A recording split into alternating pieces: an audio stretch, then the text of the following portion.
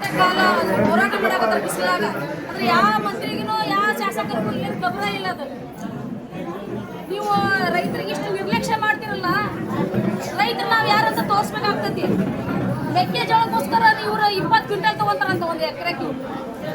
ಬರೀ 20 ಕ್ವಿಂಟಲ್ ಅಷ್ಟೇ ಬೆಳೆದಿರ್ತಾರ ರೈತರು, ನೂರಾರು ಕ್ವಿಂಟಲ್ಗಳೇ ಬೆಳೆದಿರ್ತಾರ. ಮತ್ತೆ ನಾವೇನ್ ಮಾಡೋಣ? ರೈತರು ಬೀದಿ ಚೆಲ್ಲೋಣ? ಸರ್ಕಾರ ನಿಮ್ ಜವಾಬ್ದಾರಿ ಅದ.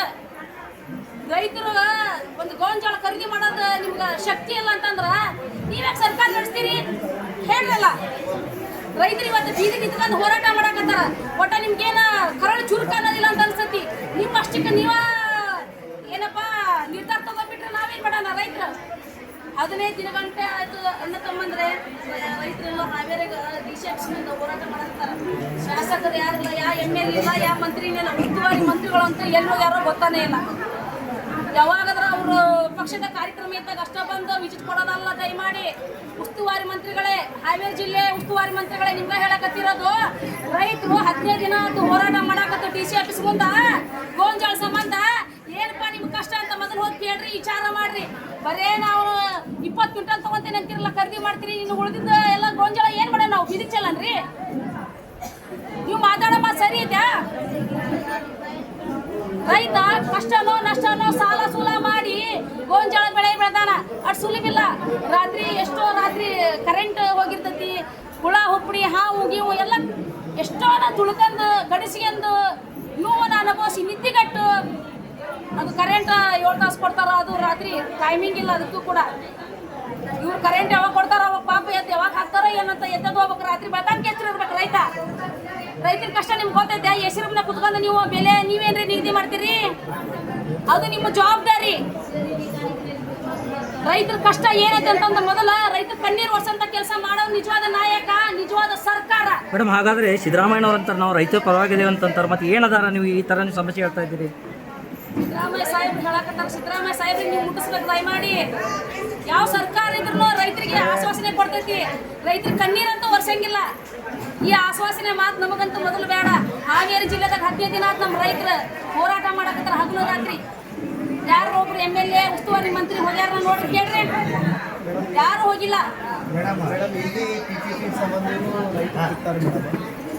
ಎಲ್ಲ ನಮ್ಮ ರೈತರ ಕಷ್ಟ ಕೇಳ್ಬೇಕು. ಉಸ್ತುವಾರಿ ಮಂತ್ರಿಗಳು ಇಲ್ಲಿ ಏನು ಜಿಲ್ಲೆದಾಗ ಇರ್ತಾರಲ್ಲ, ಅವ್ರ ಜವಾಬ್ದಾರಿ ಅದ. ಬಂದು ಕೇಳ್ಬೇಕು. ನಿಮ್ಮನ್ನ ಶೋಕಿಗೆ ಅಂತ ಉಸ್ತುವಾರಿ ಮಂತ್ರಿಗಳು ಮಾಡಿಲ್ಲ, MLAಗಳು ಮಾಡಿಲ್ಲ. ಬಂದು ಕೇಳ್ಬೇಕಪ್ಪ, ರೈತರ ಕಣ್ಣೀರು ಓಡಿಸ್ಬೇಕು, ರೈತರ ಕಷ್ಟ ಕೇಳ್ಬೇಕು. ಏನಾಗೈತಿ, ಎದಕ್ಕೆ ಹೋರಾಟ ಮಾಡತ್ತೀರಿ ಅಂತಂದು ಕೈ ಮುಖಂತ ಬೆಳೆದಿರಲ್ಲ. ಬೆಳೆದನಕ ನೀವು ಓಟ್ ಹಾಕಿಸ್ಕೊಳಕತ್ತಾಗ ಈಗ ಎಲ್ಲಿ ಹೋಗಿದ್ ನಿಮ್ದೆಲ್ಲ? ಎಲ್ಲೆಲ್ಲಿ ಹೋಗಿರಿ ನೀವು? ಬರ್ಬೇಕಲ್ಲ. 76 ದಿನದಿಂದ ಕೃಷಿಯ ಬಗ್ಗೆ ಹೋರಾಟ ನಡೆಸಿದ್ದಾರೆ ಹೋರಾಟಗಾರರು. ಅದಕ್ಕೆ ರೈತರ ಮಕ್ಕಳನ್ನು ಕೂಡ ಮುಂದೆ ಅದಕ್ಕೆ ನಿಮ್ಮ ಅಭಿಪ್ರಾಯ ಏನು? ಈಗ PPP ಬಗ್ಗೆ ಹೋರಾಟ ಮಾಡ್ತಾ ಇದ್ದಾರೆ, ಅದ್ರ ಬಗ್ಗೆ ನಿಮ್ದೇನು? ಗೊತ್ತಾ, ಸರ್ಕಾರಿ ಮೆಡಿಕಲ್ ಕಾಲೇಜ್ ವಿಜಯಪುರಕ್ಕೆ ಅರ್ಧ ಗೌರ್ಮೆಂಟ್ ಅರ್ಧ ಪ್ರೈವೇಟ್ ಮಾಡಿದ್ವಿ ಗೌರ್ಮೆಂಟ್.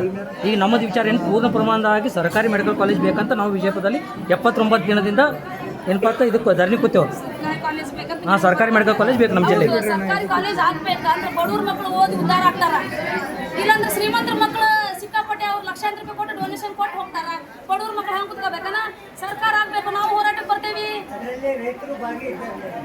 ನಾವು ಬರ್ತೀವಿ ಅಂತ ಹೇಳಿದ್ನಲ್ಲ, ನಾನು ಬರ್ತೀನಿ. ಮೇಡಮ್, ಈಗ ಬೇರೆ ಜಿಲ್ಲೆಗೆ ಹೇಳೋಕ್ಕಿಂತ ಮೊದಲು ಬಿಜಾಪುರ ಜಿಲ್ಲೆದ ಕೇಳ್ತೀನಿ ನಿಮಗೆ. ಬಿಜಾಪುರ MLA ಅವರು ಬಂದು ಅಲ್ಲಿ PPP ಬಗ್ಗೆ ಮಾತನಾಡಕ್ಕೆ ಅಲ್ಲಿ ಬಂದು ಬೆಂಬಲನೂ ಕೊಟ್ಟಿಲ್ಲ, ಏನು ಮಾಡಿಲ್ಲ. ಅವ್ರ ಬಗ್ಗೆ ನೀ ಕೇಳೋ ಪ್ರಶ್ನೆನ ಎಲ್ಲ ಜಿಲ್ಲೆದಾಗ ಅದ. ಒಂದ್ ಹೇಳ್ತೀನಿ, MLAಗಳು ಮಿನಿಸ್ಟರ್ಗಳು ಅವ್ರ ಬಗ್ಗೆ ನಾವು ಮಾತಾಡಕ್ ಹೋಗೋದಿಲ್ಲ. ಒಂದ್ ಹೇಳ್ತೀನಿ, ಅವ್ರ ಜವಾಬ್ದಾರಿ ಐತಿ.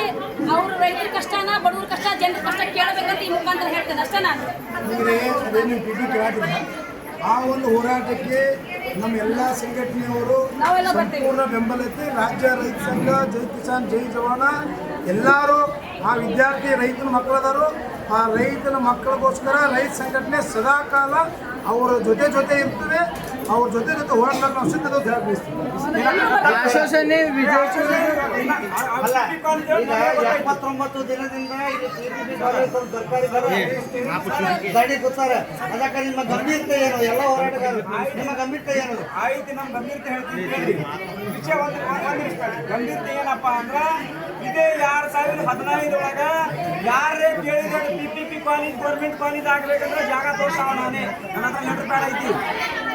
ಯಾಕಂದ್ರೆ ಬಿಜಾಪುರ ಮೆಡಿಕಲ್ ಕಾಲೇಜ್ ಯಾವ ಸಂಘಟನೆ ಕೇಳಿಲ್ಲ, ನಾವು ಕೇಳಿದ ಪ್ರತಿಯೊಂದು ಜಿಲ್ಲೆಗೆ ಪ್ರತಿಯೊಂದು ತಾಲೂಕಾಗಿ ಮೆಡಿಕಲ್ ಕಾಲೇಜ್ ಆಗಬೇಕು ಮತ್ತು ಗೌರ್ಮೆಂಟೇ ಆಗಬೇಕು ಅಂತ ಯಾರೇ ಹೋರಾಟ ಮಾಡಿದ್ವಿ ನಾವು ಮಾಡಿ ಅವ್ರು ಮಾಡ್ತಾ ಇದ್ದಾರೆ. ಇವತ್ತು 80 ದಿವಸ ನನಗೆ ತುಂಬ ಖುಷಿ ಐತಿ. ನಾವು ಭಾಗಿಯಾಗಿದ್ದೀವಿ ಅಲ್ಲಿ. ಯಾಕೆ ಹೇಳ್ತೇವೆ ಅಂದ್ರೆ ಅನೇಕ ರೈತರ ಒಂದು ಕೊರತೆ ಐತಿ. ಕೊರತೆ ಇರೋದು ಕಾರಣ ಕಬ್ಬಿನ ಬೆಲೆ. ಈಗ ನೋಡ್ರಿ, ಉಳ್ಳಾಗಡ್ಡಿ ಒಬ್ಬ ರೈತ ಮನೆ ಉಳ್ಳಾಗಡ್ಡಿ ಮಾರ್ಲಕ್ಕೆ ಹೋಗ್ಯಾನ, 80,000 ರೂಪಾಯಿ ಖರ್ಚು ಮಾಡ್ಯಾನ, 250 ರೂಪಾಯಿ ಪಟ್ಟಿ ಬಂದಾವ. ಅವ್ನು ಏನು ಮಾಡ್ಬೇಕಾವ? ರೈತ ಆತ್ಮಹತ್ಯೆ ಮಾಡ್ಕೋಬೇಕಾ? ಇವತ್ತು ರೈತರು ಉಳಿಬೇಕಂದ್ರೆ ನಾವು ಏನು ತಿನ್ಬೇಕು?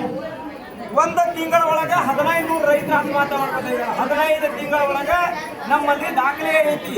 ಯಾರು ಇಡೀ ಕರ್ನಾಟಕದಿಂದ 5,073 ರೈತರು ಸತ್ತ. ಯಾರಾದ್ರೂ ಸರ್ಕಾರ ಮಾಹಿತಿ ಕೇಳಿ? ಯಾರು ಕೇಳಂಗಿಲ್ಲ.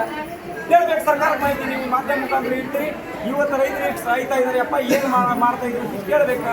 ಅದರಿಂದ ಈಗ ನೀವು ಈ PPP ಕಾಲೇಜ್ ಬಗ್ಗೆ ನಮ್ಮ ಎಲ್ಲ ಹೋರಾಟಗಾರರ ಸಪೋರ್ಟ್ ಇದೆ ಅಂತೇಳಿ ಯಾವ ರೀತಿ ಸಪೋರ್ಟ್ ಮಾಡ್ತಾ ಇದ್ದೀವಿ? ಯಾವ ರೀತಿ ಸಪೋರ್ಟ್ ಅಂದ್ರೆ ಇಲ್ಲಿ ಬಿಜಾಪುರ ಗೌರ್ಮೆಂಟ್ ಹಾಸ್ಪಿಟಲ್ ಹತ್ರ ನಮ್ಗೆ PPP ಕಾಲೇಜ್ ಸಂಬಂಧ ಹಳಿ DC ಸಾಹೇಬ್ರು ಇದ್ದಾಗ ಮೀಟಿಂಗ್ ತಗೊಂಡಿದ್ದ.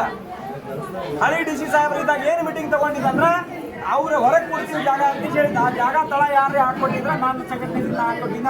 ನನ್ನ ಹತ್ರ ಲೆಟರ್ ಪ್ಯಾಡ್ ಐತಿ, ಬೇಕಿದ್ರೆ ನಾಳೆಗೆ ನೀವು ಲೆಟರ್ ಪ್ಯಾಡ್ ವಾಟ್ಸಪ್ ಕಳಿಸ್ತೀನಿ, ಎಲ್ಲ ಕಳಿಸ್ತೀನಿ. ಯಾಕಂದ್ರೆ ನಾವು ಯಾಕೆ ಕೇಳ್ತಾ ಇದ್ದೀವಿ ಬಿಜಾಪುರ ಮೆಡಿಕಲ್ ಕಾಲೇಜ್ ಒಳಗೆ ಯಾಕೆ ಕೇಳ್ತಾ ಇದ್ದೀವಿ ಅಂದ್ರೆ ನಮ್ಮಲ್ಲಿ ಮಕ್ಕಳಗ ಅಲ್ಲಿ ಪೇಷಂಟ್ಗಳು ಇರ್ತಾವ. ಆ ಪೇಷಂಟ್ಗಳು ಇಲ್ಲ ಅಂದ್ರೆ ಅಲ್ಲಿ ಗೌರ್ಮೆಂಟ್ ಕಾಲೇಜ್ ಹೊರಗಡೆ ಕೊಟ್ಟು ಏನು ಮಾಡ್ತಾರೆ? ಗೌರ್ಮೆಂಟ್ ಈಗ ಪೇಷಂಟ್ ಇರೋದು ಎಲ್ಲಿ? ಬಿಜಾಪುರ ಗೌರ್ಮೆಂಟ್ ಹಾಸ್ಪಿಟಲ್ ಹತ್ರ. ಇಲ್ಲಿ ಜಾಗ ಕೊಟ್ಟು ಹೇಳಿದ್ರು, ಅಲ್ಲಿ ಜಾಗ ಕೊಟ್ಟರೆ ಅಷ್ಟೇ ನಮ್ಮ ಹೋರಾಟದಿಂದ. ಇಲ್ಲಿ PPP ಕಾಲೇಜ್ ಇಲ್ಲ, ಅನೇಕ ನಮ್ಮ ಗೌರ್ಮೆಂಟ್ ಕಾಲೇಜ್ ಸ್ಕೂಲ್ಗಳು ನಾವು ಬಚಾವ್ ಮಾಡಬೇಕಾಗೈತಿ. ಎಲ್ಲ ಸ್ಕೂಲ್ಗಳು ಮುಚ್ಚೊಂಟಾವ. ಎಲ್ಲ ನಮ್ಮ ದೇಶ ಒಳಗೆ ಎಷ್ಟು ಗೌರ್ಮೆಂಟ್ ಸ್ಕೂಲ್ ಐತಾ ಎಲ್ಲಾನೇ ಮಾಡ್ತಾ